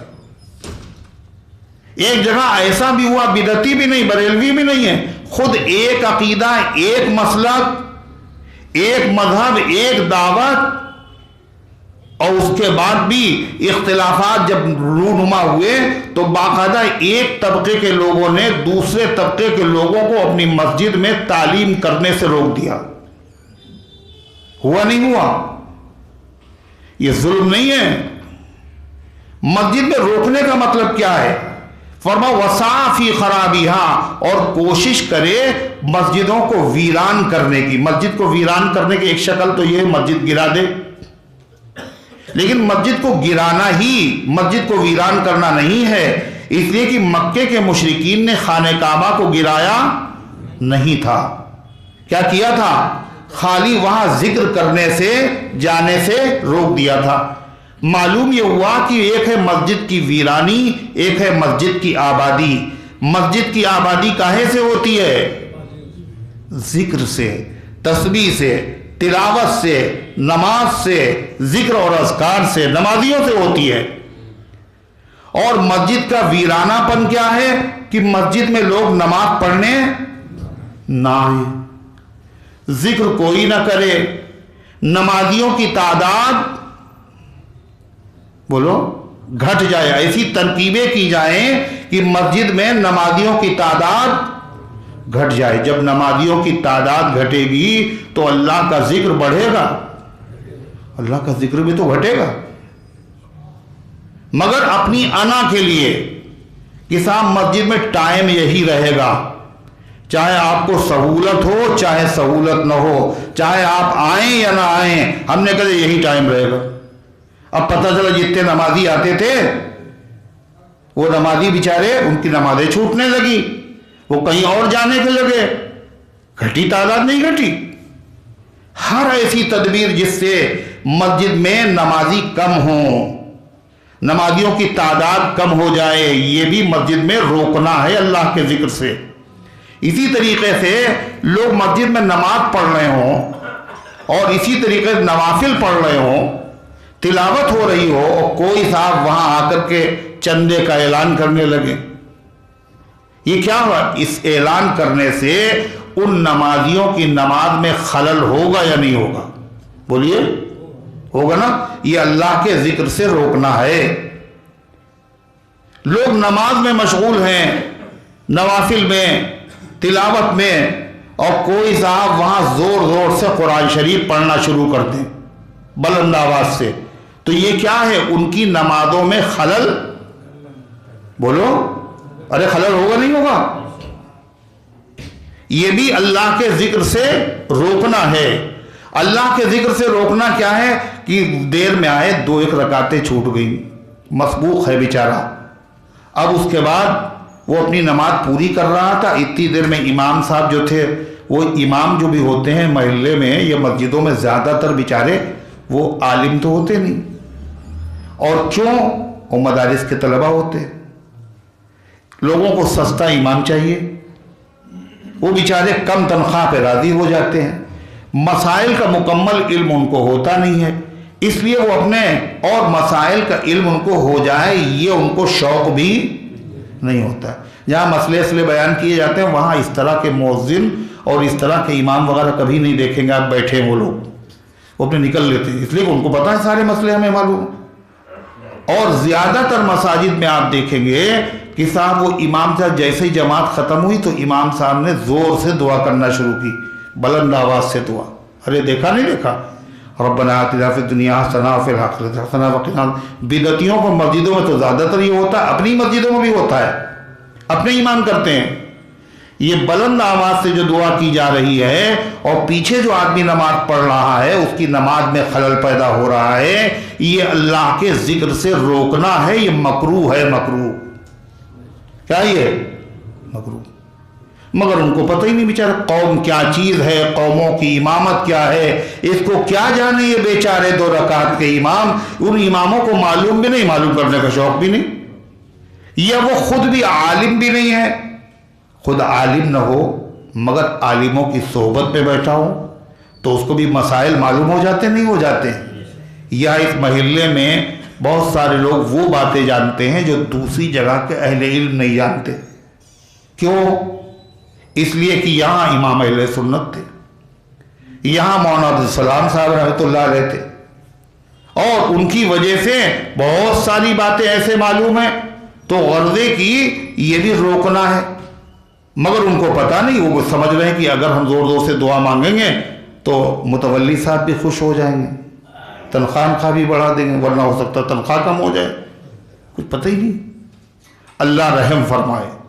تو باہر صورت فرمایا فمن اظلم ممن منع مساجد اللہ، اس سے بڑا ظالم کون ہوگا جو روک دے اللہ کی مسجدوں سے کہ اس میں ذکر کیا جائے، وسعى فی خرابها، اور کوشش کرے اس کو ویران کرنے کی۔ مسجد کو ویران کرنے کا مطلب وہاں نمازیوں کی تعداد گھٹ جائے، اس لیے کہ مسجد کی آبادی کاہے سے ہے؟ لوگ سمجھتے ہیں کہ بہت اس میں ماربل لگا دیا جائے اور بلب لگا دیے جائیں اور بہت قیمتی مسجد بنا دیے، یہ مسجد کی آبادی نہیں۔ انما یعبد مساجد اللہ من آمن باللہ والیوم الآخر واقام الصلاۃ وآتى الزکاۃ ولم یخش الا اللہ۔ مسجد کو آباد کرنے والا وہ ہے جو اللہ پر ایمان رکھتا ہو، آخرت پر ایمان رکھتا ہو، نماز پڑھتا ہو، زکوٰۃ دیتا ہو، اللہ کے علاوہ کسی سے نہ ڈرتا ہو۔ نماز پڑھنا یہ مسجد کی آبادی ہے۔ اعلیٰ درجے کی مسجد بنانا مسجد کی آبادی نہیں ہے۔ مسجد تو آپ نے بہت عمدہ بنا لی، آپ لے آئے تجوری بڑی قیمتی، مگر اس کے اندر کاغذ بھرے ہوئے ہیں، آپ بتائیے، اور آپ کہہ رہے ہیں میرے پاس اتنی عمدہ قسم کی تجوری ہے، کیا فائدہ ہے اسی تجوری سے؟ تجوری ہے مگر نقدی تو نہیں ہے۔ نماز کیا ہے؟ یہ تجوری ہے، یہ مسجد کیا ہے؟ تجوریاں ہیں، اور ان کی نقدی کیا ہے؟ نمازی ہیں۔ اگر نمازی آ رہے ہیں تو پھر یہ آباد ہے، اور نمازیوں کی تعداد گھٹ رہی ہے آپ کی حرکت کی وجہ سے، آپ ذریعہ بن رہے ہیں، تو سمجھ لیے قرآن کہتا آپ ظالم ہیں۔ ظالم بننے کی کوشش نہ کیجئے۔ اللہ تعالیٰ فرماتا وَسَعَى فِي خَرَابِهَا أُولَٰئِكَ مَا كَانَ لَهُمْ أَن يَدْخُلُوهَا إِلَّا خَائِفِينَ۔ ان لوگوں کو نہیں چاہیے تھا یہ اللہ کے گھر میں داخل ہوتے مگر تھر تھراتے ہوئے، کپ کپاتے ہوئے، عاجزی کرتے ہوئے، تواضع کرتے ہوئے، اور اللہ ہی اس میں اشارہ کر رہا ہے ایمان والوں سے۔ آج تو انہوں نے روک دیا تمہیں مسجد میں جانے سے، مگر ایک دن ایسا آئے گا کہ یہ ظالم مسجد کے قریب بھی نہیں آ پائے۔ فلا يقرب المسجد الحرام بعد عامهم هذا، اللہ کے نبی نے اعلان فرما دیا، جاؤ علی اعلان کرو آئندہ سال کوئی مشرک حج نہیں کرے گا اور مسجد حرام میں کوئی داخل نہیں ہوگا۔ ممنوع دخول لغیر المسلم، یہ اللہ کا گھر ہے، یہاں کیسے آنا چاہیے؟ تواضع کے ساتھ، عاجزی کے ساتھ، انکساری کے ساتھ۔ مگر ہم لوگوں کا حال کیا ہے؟ مسجد میں بھی آئے تو کیسے آئے؟ وہی فرعونیت کے ساتھ، کوئی مسئلہ نہیں، کوئی ڈر نہیں، جو پیر چاہا پہلے مسجد کے اندر رکھ دیا، جو پیر چاہا باہر رکھ دیا۔ جب آؤ تو پہلے کیا کرو؟ دعا پڑھو، بسم اللہ والصلاة والسلام علی رسول اللہ صلی اللہ علیہ وسلم، اللہم افتح لی ابواب رحمتک۔ اب داہنا پیر مسجد کے اندر بڑھاؤ، اس طرح اتنے خیال سے آتے، پتہ ہے رکعت جا رہی ہے، چاہے داہنا پیر آگے بڑھے چاہے بایاں پیر آگے بڑھے، چاہے سانسیں ترتیب میں ہوں، چاہے دھڑکنیں بڑھی ہوئی ہوں، رکعت نہ چھوٹے، دوڑ رہے ہیں، بھاگ رہے ہیں۔ آپ نے فرمایا مسجد میں جب اللہ کے دربار میں آؤ تو سکینہ اور وقار کے ساتھ آؤ، دوڑ کے بھاگ کے نہ آؤ۔ اگر کوئی آدمی گورنر ہاؤس میں جائے، دعوت نامہ اس سے ملے اور ایک دم سے وہ دوڑنے لگے تو آپ بتائیے اس کے ساتھ کیا ہوگا؟ جتنے سیکورٹی گارڈ ہیں سب کیچ کر لیں گے اس کو، یہ کیا کر رہے ہو تم؟ دوڑ رہا ہے۔ ایک حاکم کا یہ بنگلہ ہے، دربار ہے دنیا کا، اس کے وہاں اگر تم دوڑے تو جرم ہے، خلاف تہذیب ہے، بے ادبی ہے۔ یہ اللہ کا حکم الحاکمین کا دربار ہے، یہاں آپ رکعت کے چکر میں دوڑ کے آ رہے ہیں، کسی کو دھکا دے رہے ہیں آپ، کبھی دائیں پیر آگے کبھی بائیں پیر آگے۔ فرمایا اطمینان سے آؤ، جو نماز رکعتیں مل جائیں ان کو پڑھ لو، جو چھوٹ جائے ما فاتکم فصلوا، جو تمہیں مل جائے اس میں شامل ہو جاؤ، جو چھوٹ جائیں ان کو بعد میں پورا کر لو، مگر دوڑنے کی اجازت نہیں ہے۔ اللہ کے گھر میں آئے اور دیکھو اللہ کا گھر ہے، یہاں تمہارے ٹخنے، پیر کے گٹے کھلے ہونا چاہیے، یہاں ایسی پینٹ پہن کے آؤ، ایسے پہلوان پہن کر کے آؤ، پاجامہ تمہارے گٹے چھپے نہ ہو۔ اللہ کا حکم ہے، اسی کے گھر میں آئے ہو تم، اس کی مرضی کے خلاف کپڑے پہن کے آ رہے ہو تم، عام لباس میں نہیں جا سکتے، یہاں جانا یونیفارم پہننا ہوگا، یونیفارم نہیں ہے، کوئی پابندی نہیں ہے، گٹے کھول کے ہو۔ پتہ چلا گٹے چھپے ہوئے، گٹے چھپے ہوئے ہیں، اور مسجد میں جب آئے، جب نماز پڑھنے لگے تو جلدی جلدی انہوں نے کچھ نے اونچا کیا اور کچھ نے اونچا بھی نہیں کیا۔ اگر کسی نے ٹوکا تو انہوں نے ترچھی نگاہوں سے دیکھا، یہ کیا ہے؟ یہ تواضع ہے، یہ عاجزی ہے، یہ فرعونیت نہیں تو اور کیا ہے؟ سانپ دنیا بھر میں ایسے ایسے چلتا ہے ٹیڑھا ویڑھا، مگر جب اپنی بل میں آتا ہے سوراخ میں تو بالکل سیدھا داتا تھا۔ یہ دنیا بھر میں ٹیڑھے ٹیڑھے چلے، ان کے ٹخنے جو چھپے ہوئے رہے، اور اللہ کے گھر میں آئے، اللہ آپ نے منع کیا تھا، ہم یہاں بھی چھپا کے آئے ہیں، کیا ہی ہے؟ اور بعض متقی لوگ انہوں نے سوچا کم سے کم اللہ میاں سے تو شرم کرنا چاہیے، اللہ کے گھر میں تو خیال کر لیں، ارے باہر جو کچھ جیجے یہاں کریں، مسجد میں تو مسلمان بن جائے کم سے کم۔ اور مسجد میں آنے کے بعد اپنے گٹے کھول لیے، اور نماز پڑھتے ہی مسجد سے نکلے نہیں، ابھی وہیں پھر چھپا لیے۔ یہ کیا ہے؟ کیا کس کے لیے کر رہے تھے تم؟ کس کو دکھا رہے ہو تم؟ اللہ نہیں دیکھ رہا ہے؟ اللہ کے گھر میں آؤ تو کیسے آنا چاہیے؟ اللہ فرماتا ما کان لہم ان یدخلوها الا خائفین، ان کو اس میں داخل نہیں ہونا چاہیے تھا مگر ڈرتے ہوئے، کپکپاتے ہوئے، تھرتھراتے ہوئے، عاجزی کرتے ہوئے۔ لہم فی الدنیا خزی ولہم فی الآخرۃ عذاب عظیم، ان کے لیے دنیا میں بھی رسوائی ہے۔ وہ ظالم لوگ جنہوں نے بیت المقدس کی توہین کی تھی، ان کو جلا وطن کیا گیا، ان کو قتل کیا گیا، ان سے ٹیکس لیا گیا، ان سے جزیہ وصول کیا گیا. وفی الآخرۃ عذاب عظیم، اور آخرت میں ان کے لیے اس سے بڑا عذاب تیار ہے. وَلِلَّهِ الْمَشْرِقُ وَالْمَغْرِبُ فَأَيْنَمَا تُوَلُّوا فَثَمَّ وَجْهُ اللَّهِ إِنَّ اللَّهَ وَاسِعٌ عَلِيمٌ. یہودیوں نے کہا مسلمانوں تمہارا پہلے قبلہ تو ادھر تھا، کدھر؟ بیت المقدس کی طرف. اب دیکھیے پھر بیت اللہ کی طرف قبلہ ہو گیا. تمہارا قبلہ ٹھیک نہیں ہے. اچھا یا تو وہ نمازیں خراب تھیں، پہلے والا ٹھیک نہیں تھا، یا یہ والا ٹھیک نہیں تھا. تو ان نمازوں کا کیا ہوگا؟ یہ ہوگا شکوک و شبہات میں مبتلا کر رہے. بعض شکوک و شبہات میں مبتلا ہو گئے، انہوں نے نمازیں چھوڑ دی. جب نمازیں چھوڑ دی تو مسجد آباد ہوئی یا ویران ہو گئی؟ مسجد کی ویرانی کا سبب بن گئے. اعتراض بھی کر رہے ہیں. اللہ تعالیٰ جواب دے رہا ہے. کیا؟ جب کوئی آدمی یہ کہے کہ پہلے تم ادھر منہ کرتے تھے اب ادھر منہ کرتے ہو، تمہاری نمازیں خراب ہو گئی، تو ان سے کیا کہو گے؟ کیا کہو گے؟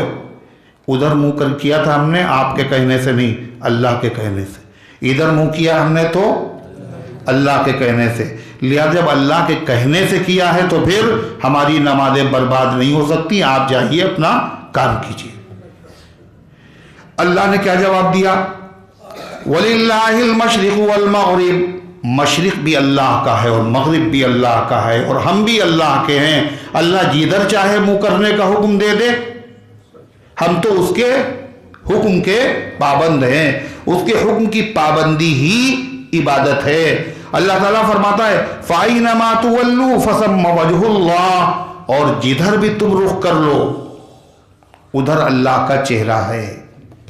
مطلب وہ کہتے ہیں ہمارا قبلہ اچھا. یہودیوں نے کہا، عیسائیوں نے کہا ہمارا قبلہ اچھا.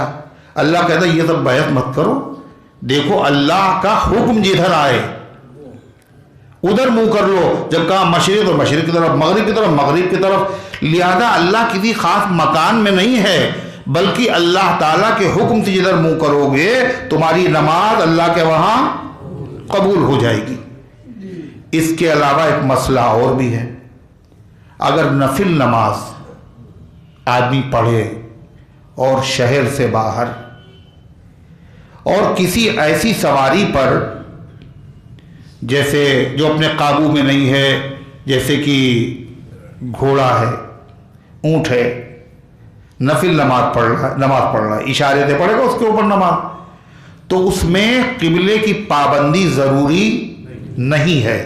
مسئلہ سن لینا اچھی طرح، نفل کی بات کر رہا ہوں، یعنی فرض نماز میں بھی یہی شروع کر دوں. نفل نماز جدھر بھی ادھر منہ ہے کوئی مسئلہ نہیں، نماز اس کی ہو جائے گی.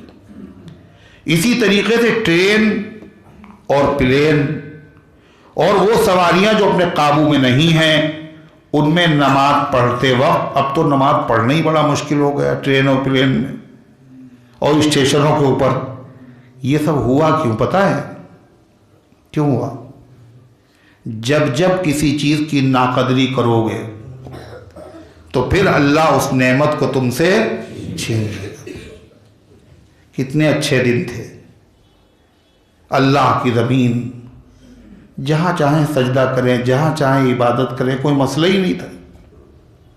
اب وقت ہے، کبھی جماعت چھوٹتی نہیں ہے، پڑھ سکتے ہیں مگر پڑھ نہیں سکتے. پوچھ گچھ ہو رہی ہے، کہیں گرفتار کر لیا گیا، کہیں قید میں ہیں. یہ سب کیوں ہوا؟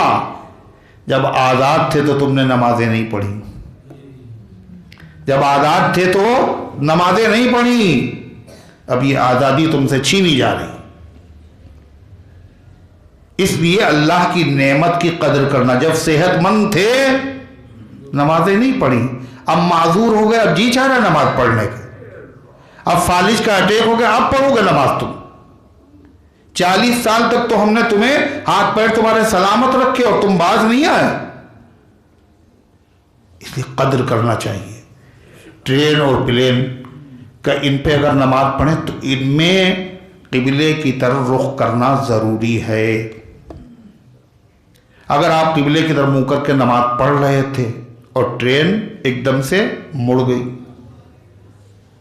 تو اگر آپ اس میں گھومنے کی گنجائش ہو، اس طرف جدھر مڑ گئی ادھر منہ کرنے کی اگر جگہ ہو، گنجائش ہو، تو نماز ہی میں آپ مڑ جائیے، اور اگر گنجائش نہ ہو تو باقی رکعات اسی طرح آپ پوری کر لیجئے جس طرف بھی آپ کا منہ ہو، اس کی اجازت ہے۔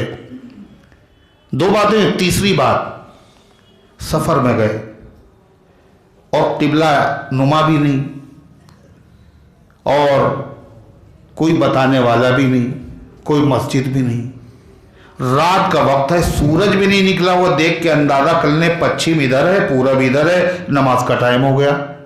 نماز پڑھنا ہے اور رخ کرنا ہے قبلے کی طرف، اور قبلہ معلوم نہیں، اب کیا کریں؟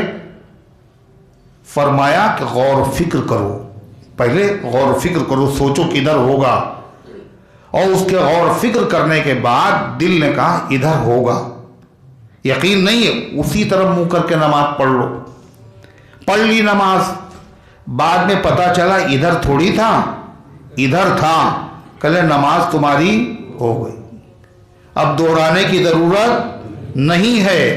فرمایا اینما تولوا فثم وجہ اللہ، جدھر بھی تم اپنا رخ کر لو تو ادھر اللہ تبارک و تعالیٰ کا رخ ہے، اللہ کی توجہ ہے، اللہ کی رحمت سے تمہاری نماز قبول ہو جائے گی۔ ان اللہ واسع علیم، اللہ بڑی وسعت والا ہے، اللہ تعالیٰ بڑے علم والا ہے، اللہ کو معلوم ہے بندوں کی مصلحت کس میں، فائدہ کس میں ہے، لہذا اللہ نے جو کام کرنے کا حکم دیا اس میں فائدہ ہے، اور جس چیز سے منع کیا اس سے رکنے ہی میں فائدہ ہے، لہذا اللہ کے حکموں پر آنکھ بند کر کے عمل کرتے رہو، اللہ تبارک و تعالیٰ اعمال کو بھی قبول فرمائے گا، نعمتیں عطا فرمائے گا، اور مشکلات کو بھی اللہ تعالیٰ دور فرمائے گا۔ اللہ ان گزارشات کو قبول فرمائے، عمل کرنے کی توفیق عطا فرمائے۔ منا بھائی کی اہلیہ کی طبیعت خراب ہے، منتشا کی طبیعت، اور اسی طریقے سے اعراف کی والدہ اور مجتبہ اور عبدالقادر اور محمد شفیق کی اہلیہ، ان تمام حضرات کی طبیعت خراب ہے۔ شعیب کی والدہ، اللہ تعالیٰ ان تمام بیماروں کو اور امت کے تمام بیماروں کو شفا عطا فرمائے۔ محمد مسعود کی نانی کا انتقال ہو گیا، اور ذوالقرنین کی بہن کا انتقال ہو گیا۔ انا للہ و انا الیہ راجعون۔ اللہ تعالیٰ ان مرحومین کی مغفرت فرمائے اور امت کے تمام مرحومین کی مغفرت فرمائے اور سب کے درجات بلند فرمائے۔ اللہم